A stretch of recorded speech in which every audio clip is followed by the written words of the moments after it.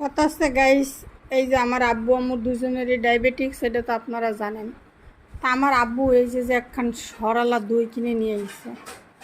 হ্যাঁ, এখন এটা কী হবে কন? তারা তো খাইতে পারবে না, আমি একলাও তো এত খাইতে পারবো না।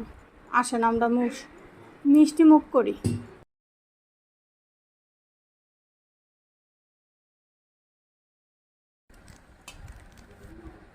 এত মজা, আহ কি যে মজা।